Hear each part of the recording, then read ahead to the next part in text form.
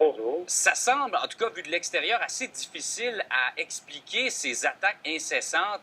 Il n'y a pas vraiment de possibilité de riposte palestinienne et on parle d'énormément de victimes civiles. Difficile à expliquer si des forces terroristes tiraient des missiles sur Montréal, sur Toronto, est-ce que le Canada se laisserait bombarder? Je crois que tout pays et la communauté internationale le reconnaît. Non seulement le droit, mais le devoir de défendre sa population civile contre ces attaques du Hamas qui constituent un crime contre l'humanité, un crime de guerre, puisqu'il s'agit d'attaques ciblées et volontaires contre des civils. Israël ne fait qu'exercer son droit à l'autodéfense reconnu par l'article 51 de la Charte des Nations Unies. Il y a malheureusement des victimes involontaires, mais qui, proportionnellement aux victimes des attaques de l'OTAN en Afghanistan ou dans d'autres pays comme en Irak, est limitée. Israël fait tout pour éviter les victimes civiles. Le Hamas fait tout pour augmenter les victimes civiles. Alors, vous pensez que c'est délibéré dans l'autre camp qu'on ait des victimes civiles? Écoutez, le Hamas tire des missiles vers les villes israéliennes. Donc que pensez-vous?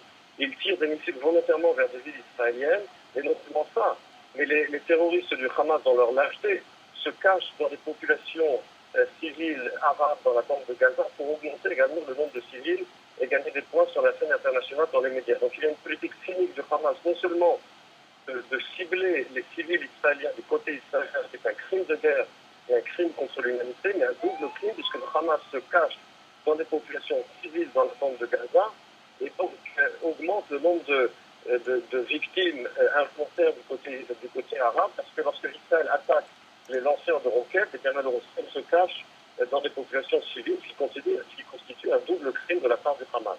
Dites-moi, alors que les élections s'en viennent chez vous l'an prochain, est-ce que c'est de bon ton d'adopter la ligne dure face aux Palestiniens?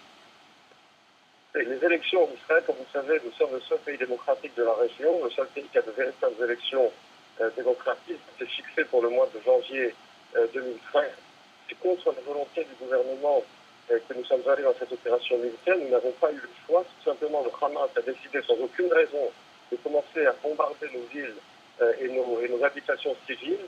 Nous n'avons pas eu le choix que de répondre, encore une fois, s'il y avait des bombardements sur Montréal ou sur Toronto, par des organisations terroristes voisines, le gouvernement ferait son devoir de défendre ses citoyens. C'est aussi simple que ça.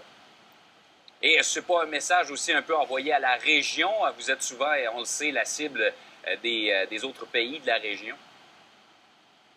Écoutez, vous savez, le Proche-Orient n'est pas l'Amérique du Nord, n'est pas l'Europe occidentale. Nous sommes dans une région, malheureusement, où nous sommes le seul pays de la région qui ait des valeurs de démocratie et de respect des droits de l'homme. Nous sommes entourés par des pays dans lesquels, comme en Syrie par exemple, les dirigeants massacrent leurs propres citoyens. Une région dans laquelle, malheureusement, pour avoir la paix, il faut une force de dissuasion.